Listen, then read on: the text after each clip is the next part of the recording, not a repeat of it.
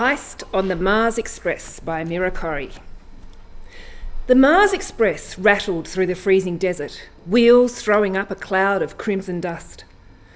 I gazed out the window, hand resting on my laser saw, coat wrapped tight around me. The metal of my seat was colder than a naked man in deep space.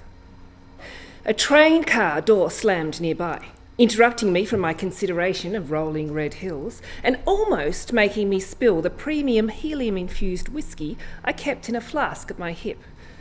I looked around the carriage, immediately alert. The door to my private car slammed open. I readied my laser saw. The porter caught sight of my laser saw and paled. "Oh, Miss Victoria!" I flicked the saw off, annoyed that it was just a porter.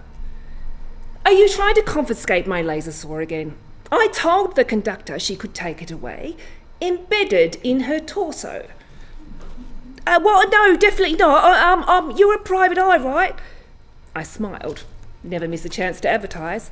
"As a matter of fact, I am. You may have heard my radio show, The Adventures of Victoria Space Detective. You can stream it on..." The porter interrupted. There's been a robbery. There's being a robbery as we speak." I leapt to my feet, readying my saw again, excitement racing through my veins. "Why didn't you say sooner? Take me to the scene of the crime." We hurried through train cars full of panicked civilians. As we ran, I turned the facts over and over in my head. A train robbery in the Martian desert. But this was an express train, advertised as the most thief-proof mode of public transport since the sealed space capsule. Something about this heist seemed familiar.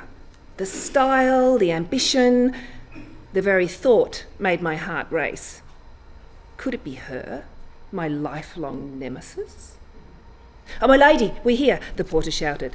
Something about her tone suggested this was not the first time she had called for my attention. It didn't excuse her interruption of my inner monologue, though, so I glared at her and moved into the cargo car, laser saw buzzing. The carriage was dark. The single globe of a plasma gun sparked weakly. The glow of my laser saw illuminated several dark metal safes, the doors twisted open. Leaves of paper littered the floor like feathers. I crept forward. The paper rustled beneath my feet. A line of fire shot towards me from the darkness. I leapt to one side, ducking behind one of the safes to cover, but the plasma caught my coat, leaving it smouldering. I cursed. "Come out and face me, coward!" I yelled, hoping to entice the thief into range of my laser saw. The only response was a faint chuckle. Damn, that usually worked. I pressed my back to the safe and peered out. The bulb sparked, illuminating movement in the far corner of the carriage. The thief was getting away! I cursed again and dashed to the exit. A small man in the next carriage screamed as I threw open the door. I stood there, laser saw raised, coattails smouldering. No sign of the thief. I stalked towards the man. He pulled a spray bottle out of his bag with trembling hands and brandished it like a sword. "Where did they go?" I demanded. "Window," he squeaked.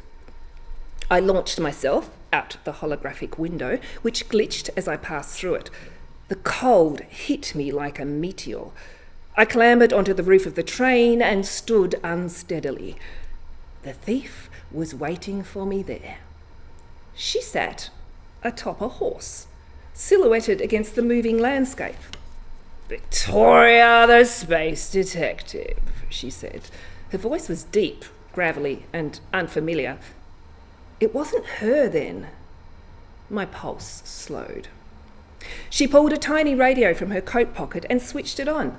My own voice, tinny and crackling, leapt from the speakers. "I would have been lost if it were not for my flask of Kuiper energy drink, fresh from the asteroids of the Kuiper belt. Remember, you can get a discount on all Kuiper products with the code Detective Victoria." She switched the radio off and trotted closer. "Product placement, really?" "I'm surprised you recognise me just from my voice," I said, buying time. The thief chuckled. "Oh, Victoria, I would recognise you if you were turned into a worm." Something was wrong. I could feel it. Her voice sounded off, almost generated. A sensation of half dread, half hope crept up my spine. I reached upwards to pull off her balaclava. She didn't move to stop me, only watched with amused eyes. Beneath the balaclava was a skeletal robot frame. I jumped backwards, holding my laser saw in front of me like a shield. The horse stepped closer, hooves clattering against the train's steel roof.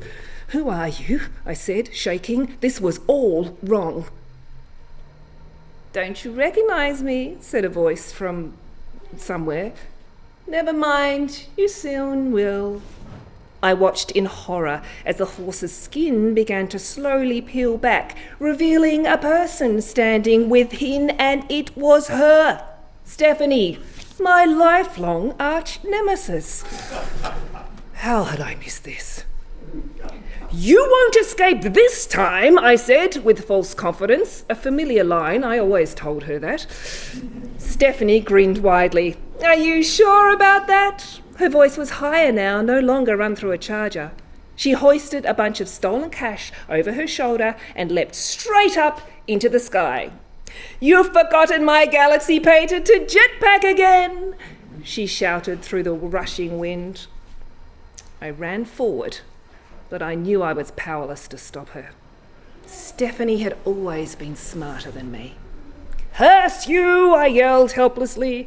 Stephanie blew a kiss over her shoulder. "See you soon, sweetie." I stood on the rooftop and gazed after her rapidly shrinking form. Stephanie, the girl who got away. I fiddled with the diamond ring in my pocket. One day I'd catch her.